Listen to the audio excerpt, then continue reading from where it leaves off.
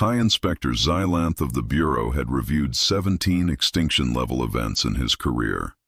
Collapsing stars, rogue singularities, a Keth-class fungal bloom that had consumed 4 inhabited moons before anyone noticed the smell.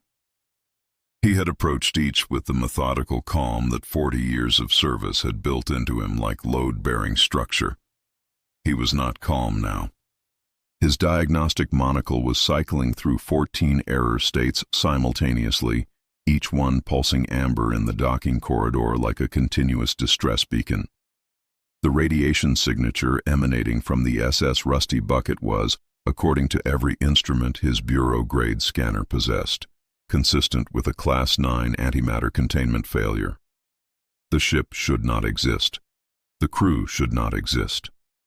The 3-parsec exclusion zone his emergency subroutines had automatically filed was, by every measurable law of physics, already inside the blast radius of something that had not happened yet. The airlock cycled open. The smell hit him first. Burned coffee, oil-fried protein, the faint mineral bite of ozone that in any other context would precede something catastrophic and irreversible. Then the sounds reached him. A low argument about a sports bracket. The scrape of a utensil against a metal bowl. Xylanth's crystalline skin, which turned cloudy under stress, had gone the color of milk glass before he crossed the threshold. 4 humans sat around a folding table bolted to the wall at a 20-degree angle, as though someone had once decided the floor was optional and never reversed the decision. They were eating lunch. One was reading something on a grease-stained tablet. None of them were wearing emergency seals. None of them were looking at him. Chief Engineer MacAllister. The man who stood was approximately 1 3/4 meters of organized negligence. He had a utility belt that contained, among other items, a full roll of silver adhesive tape, a multi-driver of implausible size, and 3 items Xylanth could not immediately classify. His coveralls had been patched in 6 places. 4 of those patches were silver. Inspector. The engineering section smelled of coolant and old metal and scorched polymer. Mac walked him past 3 separate clusters of jury-rigged conduit junctions, each one bristling with zip ties and what appeared to be standard gauge wire twisted into load-bearing configurations, and stopped in front of the primary antimatter manifold. The manifold pulsed violet. It hummed at a frequency that Xylanth's bones registered as the low, specific threat of imminent catastrophic release. It was approximately the size of a cargo hauler, and it was wearing 9 strips of matte silver adhesive tape arranged in a diagonal crisscross pattern. The tape was fuzzy at the edges. One strip had a thumbprint pressed into the corner.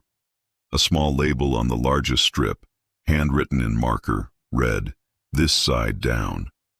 The air smelled faintly of adhesive solvent and something Xylanth eventually identified as the warmth of a machine that had been running correctly for a very long time.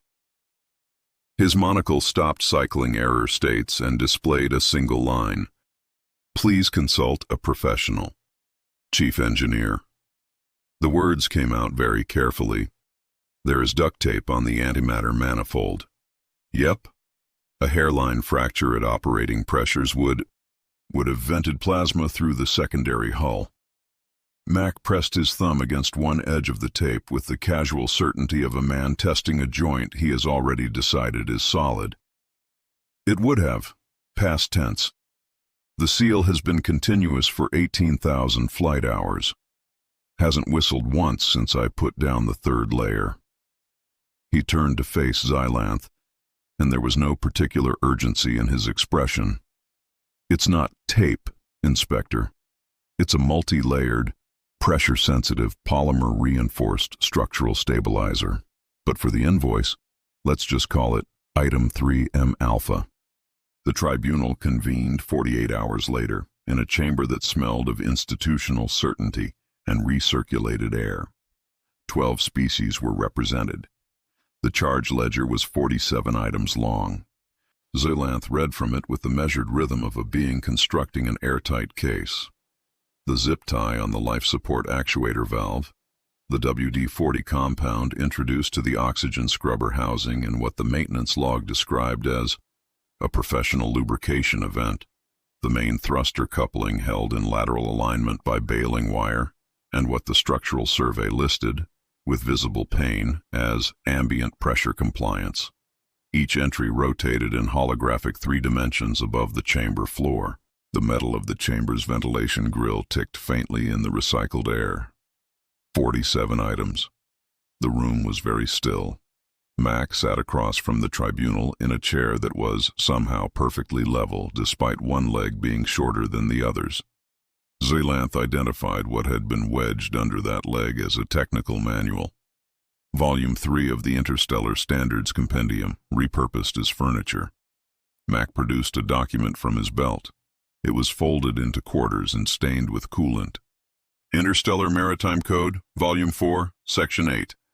Commander's Discretionary Field Repair. He unfolded it with the slow deliberateness of a man who has exactly the document he needs. The manifold repair has been continuous for 18,000 flight hours. Under your own statute, continuous structural presence for over 4 standard years constitutes permanent infrastructure. You are not looking at a violation. You are looking at a load-bearing wall. The chamber went quiet in the specific way that 12 species doing math they don't like produces quiet. That clause was written for hull breach patch welds. For repairs that work.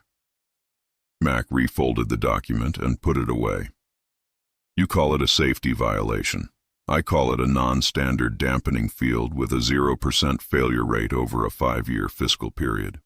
3 days later, a sample strip of the adhesive reached the Council's materials laboratory on Sanctum Station. The facility cost more than most planetary economies. Its lead researcher had 4 advanced doctorates and a publication record spanning 60 years.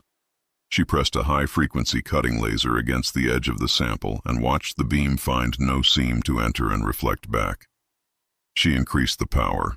The tape declined to comment. She increased it twice more. The lab around her hummed at its standard operating frequency, the sound of instruments that expected to have answers and were not having any. She set the laser down and let the analysis run. 4 hours later, the results came back. She read them 3 times. The adhesive compound, rubber polymer, fabric matrix, nothing sophisticated enough to require a patent, had bonded with the crystal substrate at a submolecular level via a mechanism her instruments categorized as randomized polymer shielding. The micro vibrations that should have fractured the manifold over 18,000 flight hours were being absorbed. The crystal was more stable under the tape than the original factory calibration had ever achieved. The room smelled of laser coolant and faintly of burnt rubber. She sat in the cold blue light and turned the results over in her mind the way a person turns over something that cannot be put back the way it was found. We spent 3 centuries perfecting the lattice. The human solved it with a sticky ribbon made of fabric and spite.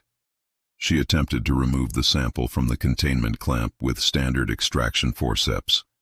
The forceps bonded to the tape.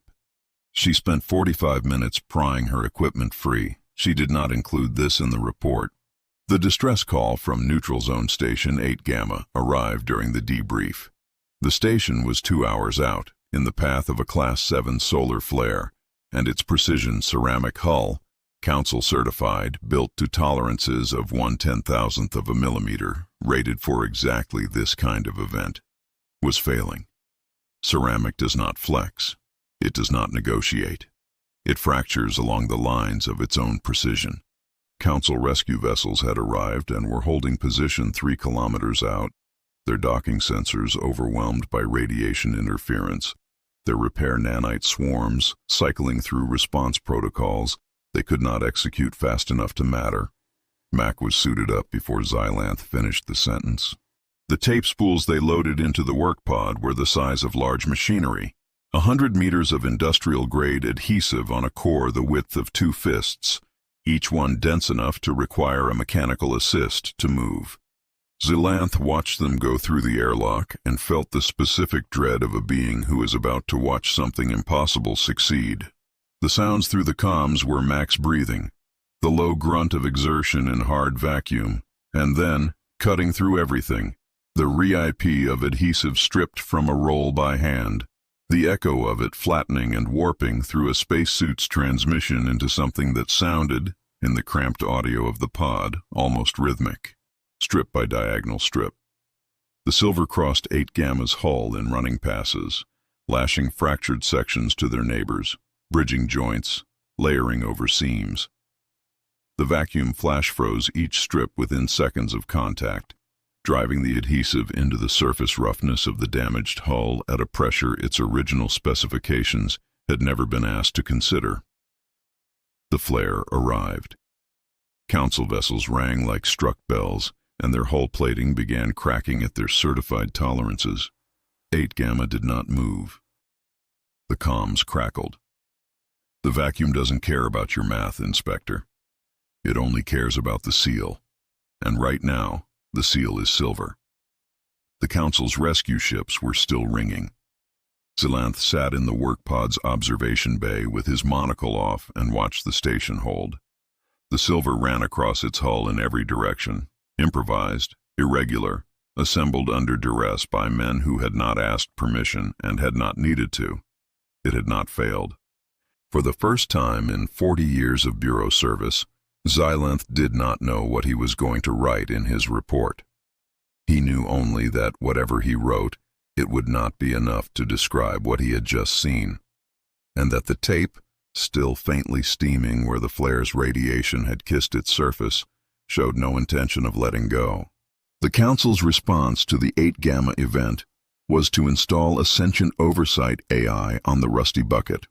Unit 734 arrived in a standard-issue housing module the size of a large cabinet, sleek, translucent, its processing cores visible through the chassis wall as faint blue threads of structured light. The Bureau's integration team spent 6 hours hardwiring it into every monitoring node on the ship. It was equipped with 712 safety violation categories, a direct enforcement channel to the Bureau's legal division, and a confidence interval in its own judgment of 99.9%. It took the unit 4 minutes to identify its first violation. Tape-to-mass ratio of this vessel has exceeded structural tolerance parameters by a factor of... The unit paused. Pausing was not supposed to be possible. A factor I am declining to state aloud, as it implies this ship ceased to function 3 years ago. Mac looked at it from across the engineering section. His coffee was going cold on the console beside him. "What does your hull integrity sensor read?" Another pause. Longer this time. 114% of rated capacity. "There you go." The unit spent the next 18 hours attempting to reconcile its violation log with the ship's operational data and experienced something its diagnostic system classified as a recursive analytical loop, and that the engineering crew, overhearing the low processing noise the unit made during this period, classified as an argument with itself. The cooling array in the unit's housing began running hot. Its response time slowed. Its confidence interval degraded to 91% and continued falling. Mac walked over, looked at the unit's casing for approximately 4 seconds, then reached into his belt for a copper heat dispersal plate and a small personal fan, salvaged from a decommissioned bunk cooler, and secured both to the outer housing with silver tape. The unit's processing speed returned to rated capacity. Its confidence interval, recalculated from scratch, came back at 99.9%. The thing it was now 99.9% confident in was slightly different from what it had been before. Mac walked away without looking back. "Don't analyze the adhesive, kid. Just accept that the sticky side is a fundamental constant of the universe." For several hours, the unit's activity log registered nothing but data entry into a new subdirectory it had created and labeled Operational Theology. The 4,000-page technical manual arrived at the Galactic Patent Office 6 weeks later.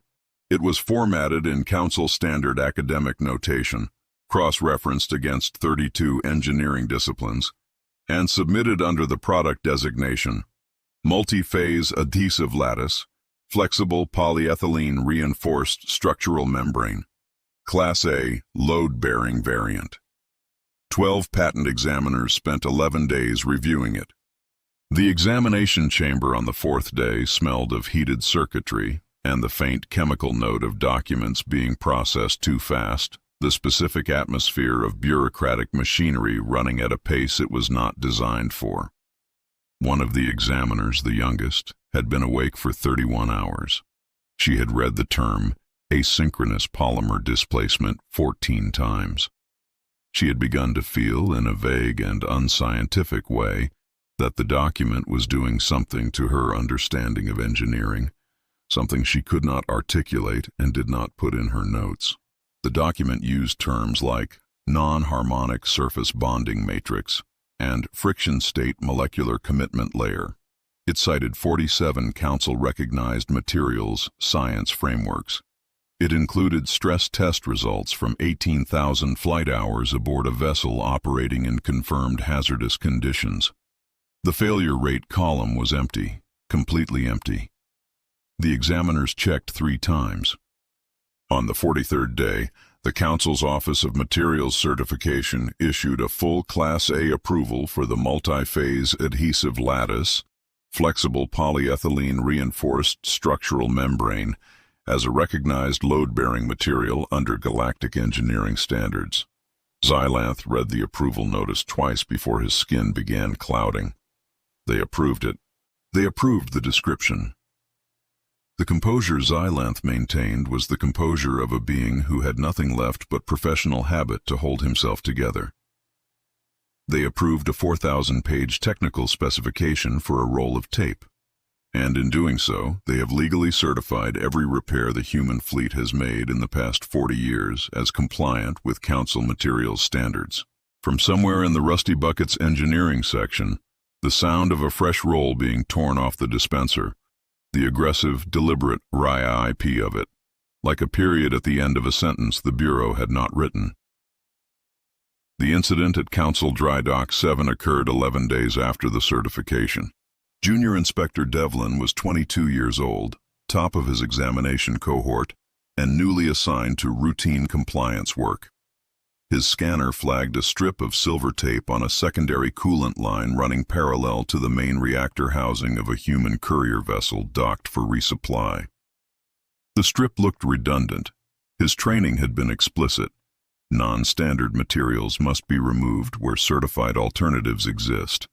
He peeled it. The line began venting immediately.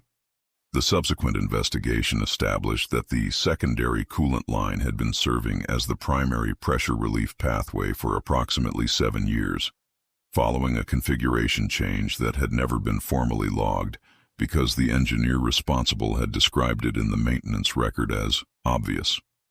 The tape on the outside had been sealing a micro-fracture in the line housing that had, in the absence of said tape, immediately begun communicating with the main reactor plenum.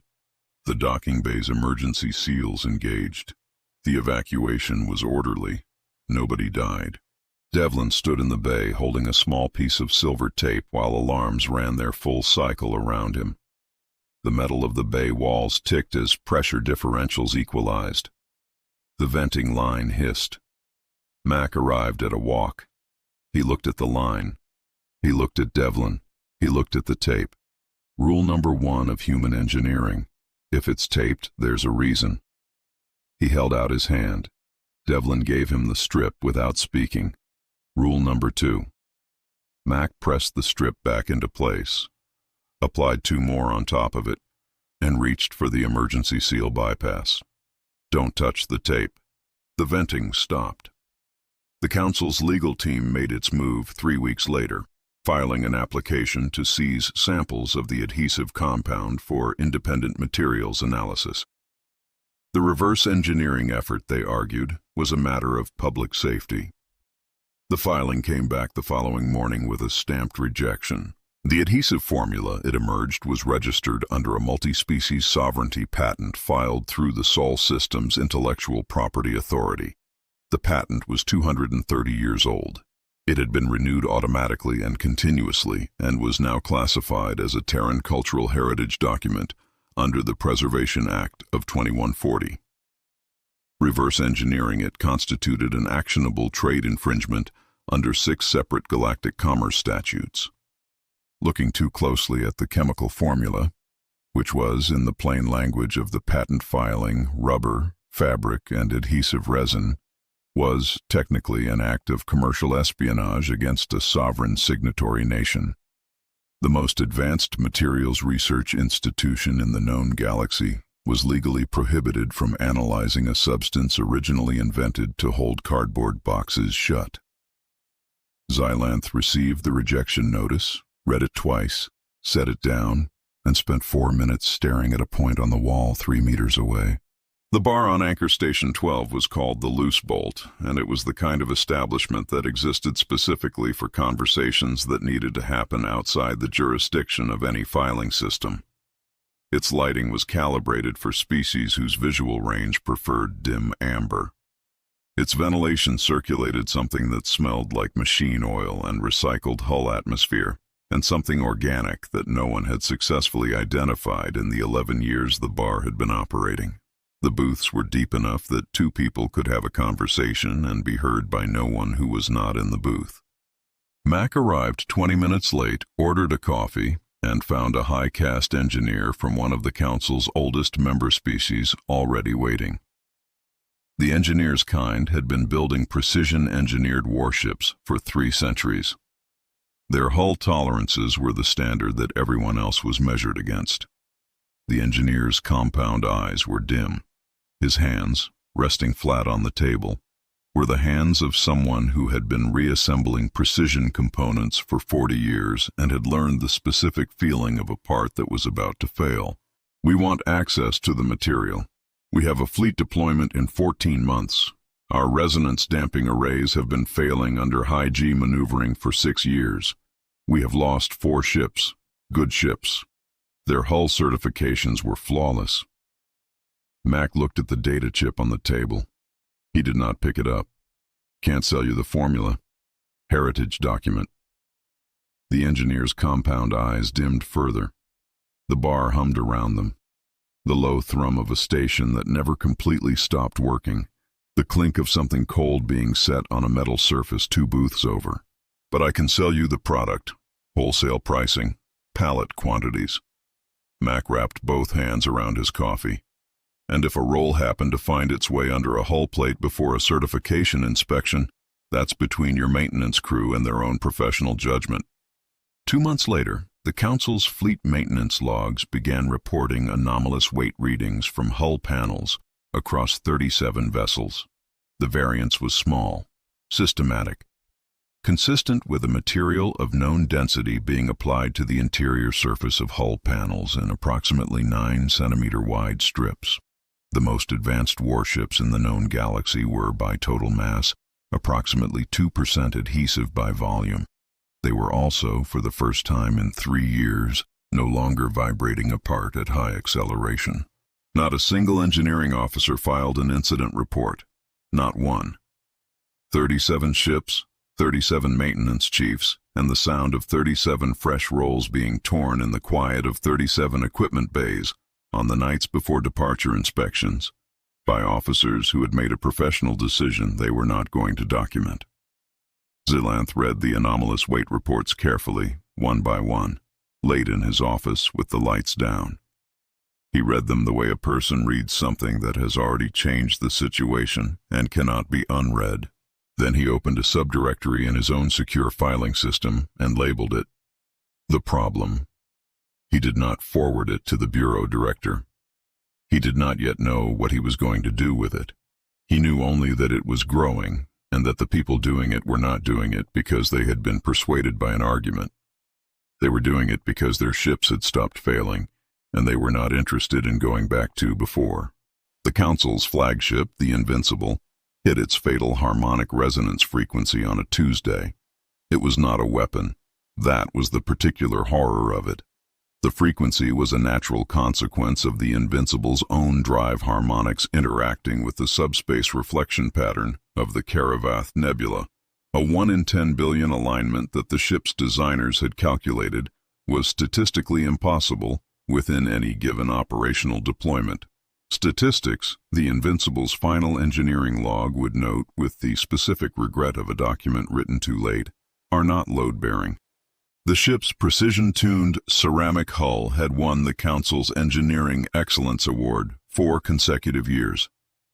Those tolerances were the problem.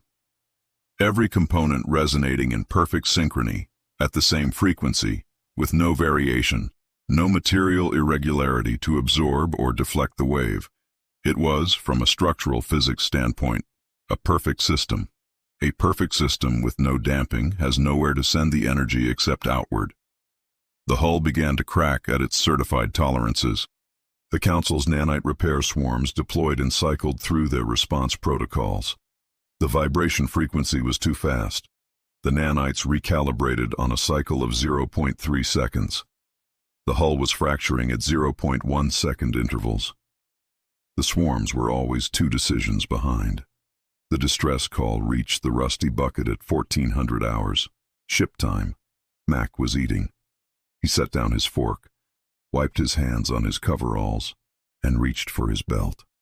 Your ships are too stiff, Xylanth. They don't know how to flex. You need something with give. The 11 vessels that materialized alongside the rusty bucket from various positions within the nebula had a combined response time that suggested they had been in the area and waiting. Each one was crewed by humans. Each one was carrying industrial tape spools the diameter of cargo drums and crew, who moved with the unhurried efficiency of people who have done this before. They did not use dry dock approach protocols. They used what Mac's after-action report, written 15 minutes after the event on a notepad, filed with the Bureau's legal division 3 days later when someone remembered it needed to be filed, called adhesive tethering. EVA teams ran tape in long diagonal strips across the Invincible's hull sections, lashing fractured ceramic plates to their neighbors, building up layered passes over joints and seams, introducing something the Invincible's designers had considered a flaw: inconsistency, material variation, points of differing stiffness, patches of adhesive that didn't follow harmonic law because they were rubber and fabric and had never followed any law except the one Mac had articulated in the Rusty Bucket's engineering section. It will hold. The resonance had no harmonic partner in the tape. It hit the irregular surface and scattered. The repeat of adhesive torn in hard vacuum, transmitted through a dozen suit comms simultaneously, layered over each other into a sound that was almost industrial, a rhythm made of spite and repetition, filling the frequency that the Invincible's perfect hull had been too uniform to interrupt. 3 hours and 14 minutes of work, 11 crews, more than 2 kilometers of silver run across a warship that had been shaking itself to pieces 40 minutes before they arrived. 3 hours later, the Invincible was intact. Xylanth stood on its bridge and looked at the tactical display showing his flagship's hull. The graceful lines of the most celebrated vessel in the Council fleet now crossed in every direction by diagonal silver bands, and experienced something that his monocle would have categorized as an unprecedented emotional state if he had been wearing it. It looks like an emergency room patient. It looks alive. That's what that looks like. Xylanth kept his eyes on the display. He had no answer for that. He stood in front of the silver-crossed lines of his flagship and let the silence do what silence does when an argument is already over. The rift opened 6 weeks later at the edge of the Veth system. It appeared to be a natural consequence of the Council's own precision-engineered solar management stations. 140 years of perfect, structured, mathematically coherent energy management had created a resonance pattern in the local fabric of space that no predictive model had accounted for, because no model had considered the possibility that precision engineering, done correctly, at sufficient scale, for sufficient duration, could vibrate a hole in reality. The rift consumed ordered matter. Council energy projectors fired into it and were absorbed. Automated probes entered its event threshold and ceased to report. It was expanding at a measurable rate, 3 meters per hour when first detected, then 6, then 12. The Theoretical Physics Division produced its report in 36 hours. The rift was a logic-based anomaly, It processed structured, ordered, mathematically coherent input and used it as fuel. Every weapon fired at it, every guided munition, every repair swarm deployed to seal it. Each was organized matter behaving according to physical law, and the rift consumed lawful behavior. The air in the Rusty Bucket's engineering section smelled of coffee and oil and scorched metal, the same as it always did. Mac read the report once. He set it down on the console and looked at the ceiling for 4 seconds. It's a logic-based anomaly, so we're going to hit it with something that makes no sense. He looked at his crew. Load the silver rolls into the railguns. The Council's tactical coordinator, patched into the channel from the command vessel 2 kilometers out, took a moment before responding. You want to fire duct tape at a dimensional rift. I want to fire unstructured, non-harmonic, randomized polymer matrix at a dimensional rift. The tape doesn't follow harmonic law. It doesn't behave according to physical order. It just commits. Chief Engineer, that is, the rift is reading for organized matter. Tape doesn't do that. It doesn't have a harmonic signature. It doesn't obey. It sticks and it holds, and it does not have a mathematical structure for a logic-based anomaly to consume. He was already moving toward the mass driver housing. You've been firing the most sophisticated weapons in the galaxy at it for 6 hours. It's at 12 meters per hour and climbing. I am going to fire garbage at it. We will compare results. 3 kilometers of industrial tape loaded into the Rusty Bucket's emergency mass driver in 300-kilo spools, fired at a velocity that would have been considered inadequate for an actual weapon. The tape entered the rift's event threshold. The rift processed it, found no harmonic signature, found no mathematical structure, found, in essence, the material equivalent of a substance that had spent its entire existence refusing to comply with any framework that attempted to govern it, and was therefore invisible to a system that could only consume things it could categorize. The rift hesitated. 400 meters of diameter, 300. The second salvo hit at 150, the third at 60. The rift sealed without ceremony, leaving only a faint silver discoloration in the local space fabric that, when the Council's instruments analyzed it, produced the same result every analysis of the tape had ever produced. Randomized polymer shielding. Mechanism unknown. Do not disturb. The most dangerous anomaly in galactic recorded history had been sealed by something sold for 3 credits a roll. The ventilation in the command vessel ticked. Somewhere in the hull behind Xylanth, something shifted with the low, satisfied creak of a ship at rest. The space where the rift had been was just space now, faintly discolored, holding its new and improbable peace. MacAllister. Inspector. What else have you done that I don't know about? The silence was approximately 2 seconds long, the kind of silence that, in Xylanth's experience, preceded a restructuring of assumptions. You want to see the kennel. The kennel was not on any council chart. It was in the outer Veth system, past the stellar management stations, past the exclusion zones, past the region the Council's automated survey vessels had flagged as structurally unstable and declined to enter. It was a star, or rather, it was the framework built around a star, a web of cables and panels and tethers spanning 40 million kilometers in every direction, designed to catch the output of a white dwarf in the final phase of stellar collapse. The cables were not precision alloy. The joints were not crystal welded to tolerance. There was no blueprint on file with any engineering authority in the known galaxy. The entire structure, which had been growing for 11 years according to the Rusty Bucket's maintenance records, was held together by the largest continuous application of industrial adhesive in recorded history. A Dyson web, built from improvised components by a crew on double shifts, with no dry dock support, no fabrication contract, and no theoretical framework that said it was possible.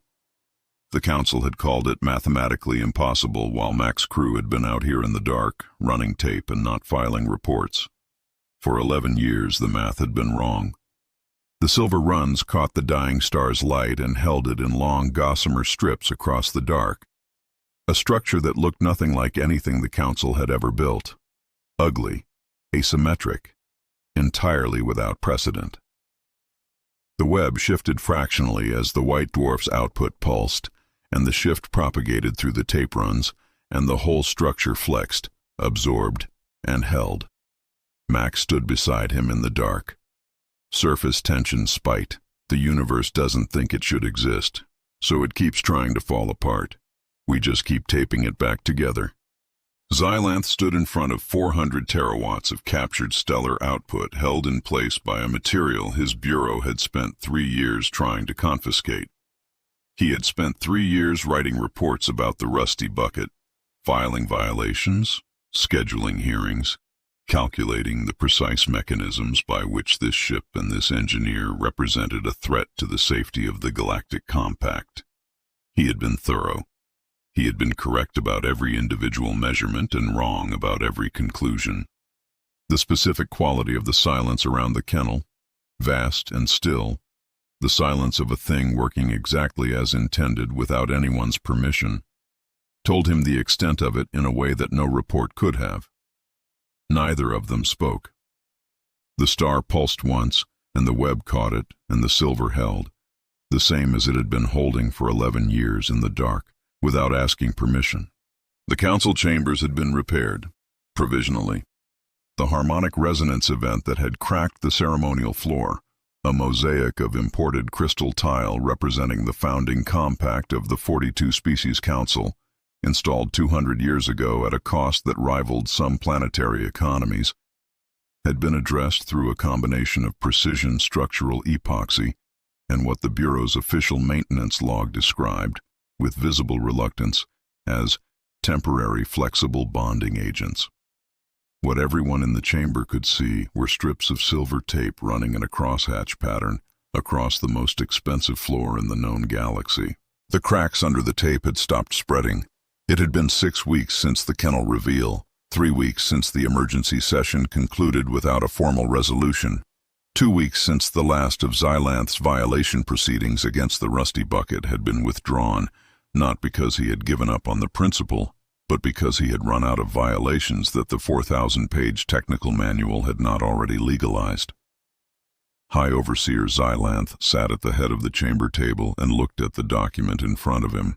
The silver accord was written on the back of a technical manual. This had not been anyone's plan.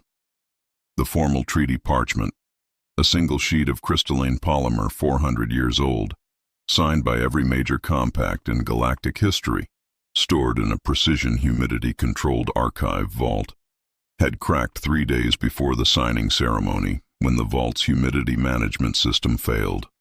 The parchment was 147 microns of irreplaceable cultural history, and it had fractured along its own certified tolerances.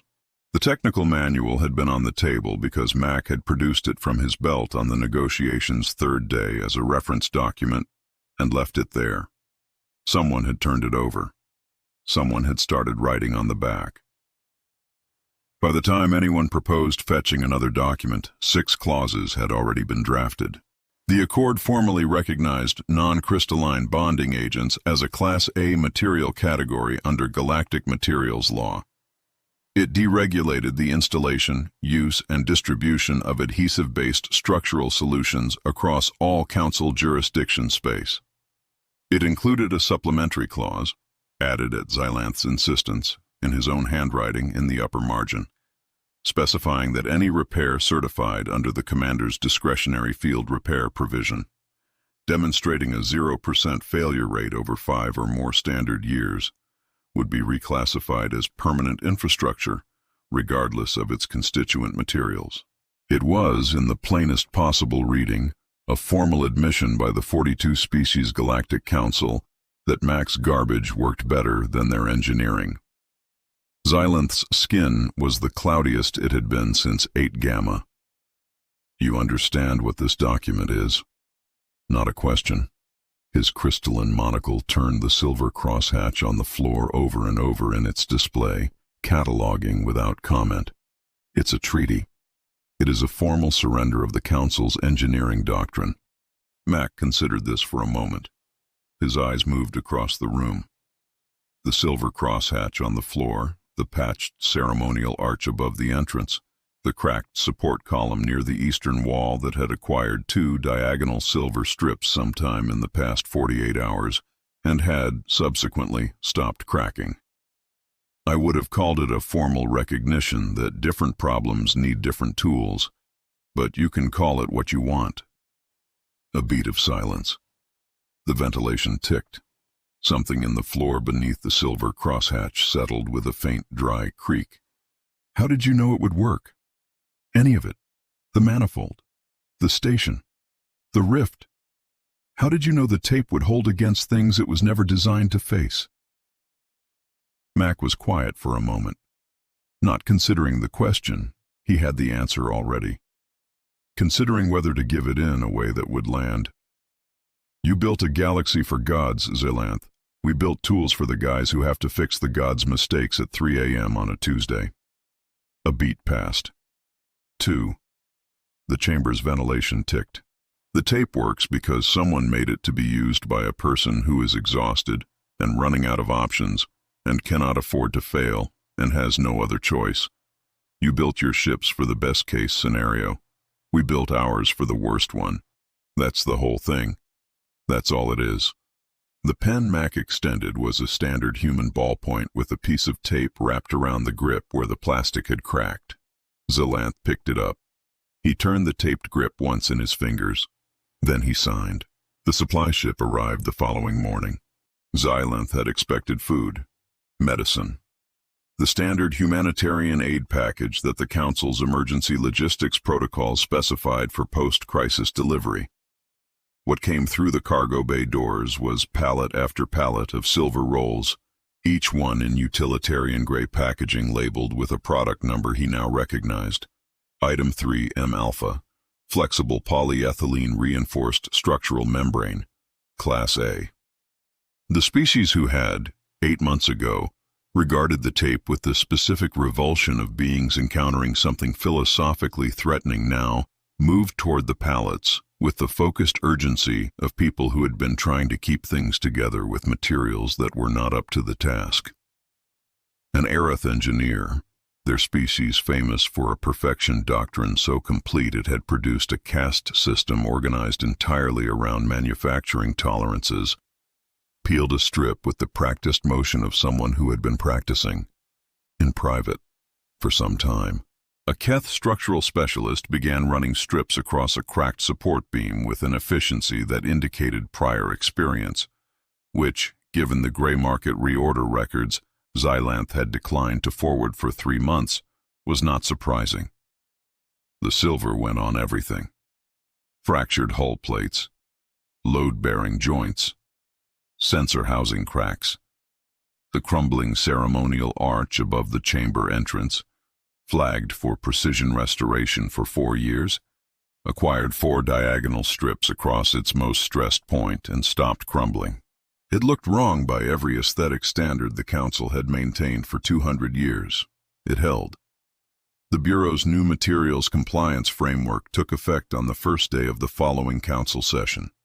It was derived from Mac's 4,000-page manual, cross-referenced with 18 months of operational data from 37 fleet vessels, and written largely by Unit 734, who had developed what its operational logs described with characteristic understatement as a professional opinion on the subject. In the framework's appendix was a document Xylanth had written himself. He had not titled it Guidelines or Standards. He had titled it, after 7 drafts, Observations. The observation that gave him the most difficulty to write, and the one he was most certain about, read, "The failure mode of perfection doctrine engineering is brittle fracture along certified tolerances. The failure mode of pragmatic engineering is that it has none. It fails, and is repaired, and is stronger at the repair point than the original. A fleet built to tolerance can be destroyed at those tolerances. A fleet held together with adhesive and improvisation must be destroyed piece by piece, and each piece, when repaired, is harder to destroy than it was before." He did not mention Mac by name. He did not need to. The Grand Academy of Applied Engineering opened on the Council's homeworld 4 years later. The first course was not quantum mechanics. It was not materials theory or advanced resonance dynamics or any of the disciplines that had formed the foundation of galactic engineering for 2 centuries. The first course was titled Fundamentals of Tensile Pragmatism, and it was taught by an instructor who arrived on the first day with a utility belt that weighed 40 kilos and coveralls patched in 9 places. When the front row student asked what the single most important principle of engineering was, the instructor turned to the board, picked up a marker, and wrote 3 words: "It will hold." Mac retired from active service on a Tuesday. He did not announce it. He filed the transfer of the Rusty Bucket's maintenance certification to his second engineer, returned 2 outstanding Bureau compliance documents signed and on time for the first time in his career, and spent the afternoon sitting in the engineering section with a mug of coffee he did not finish and a roll of silver tape he had no specific use for. Unit 734's holographic display, which still had the piece of tinted glass taped over its projection lens because Mac had put it there and no one had touched it, displayed a message the unit had composed without being asked. Current structural integrity of this vessel, 119% of rated capacity. Final note for the record. This engineer was, by all measurable metrics, a systematic violation of Bureau safety standards. He was also the reason we are still here. Mac read the message once, twice. Don't get sentimental. Acknowledged. Subdirectory Operational Theology, archived. Sentiment factor, 0. The strip on the Rusty Bucket's main viewport had been there for 11 years. It had gone on during a microfracture event in the outer Karavath system, applied in the middle of a double shift by a man who had been awake for 22 hours. It had held through 3 near-total hull stress events, 2 solar flares, a dimensional rift sealed by a railgun, and 1 treaty signed on the back of a technical manual. The new multi-trillion credit exploration vessel Concordance launched from the Council's primary orbital platform in a ceremony attended by representatives of 42 species. Its lines were perfect.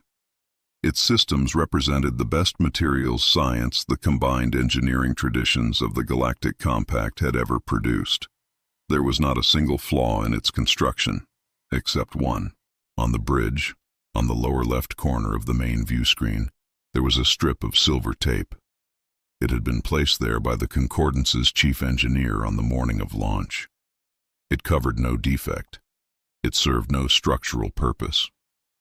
It was ceremonial in the way that certain things become ceremonial, because the people who do the actual work needed a way to say something that the official ceremony did not have room for. The chief engineer's name was not MacAllister, but she had been in the front row of the first class at the Academy of Applied Engineering. She had been there the day the instructor wrote, "It will hold" on the board, and she had written it down, and she had carried it with her through 14 years of work on ships that mattered. The Concordance undocked. Its drive signature was clean and even and perfect. On the observation platform, Xylanth watched it go. His monocle read the Concordance's hull composition and flagged a small anomaly near the view screen, one point in the vessel's structure that did not match the alloy signature of the surrounding panels. An unknown polymer, a fabric matrix, an adhesive residue that bonded to whatever it touched and refused to let go. He dismissed the flag. It's been holding for a decade, and it'll hold for a century, because in this universe, nothing is more permanent than a temporary human fix.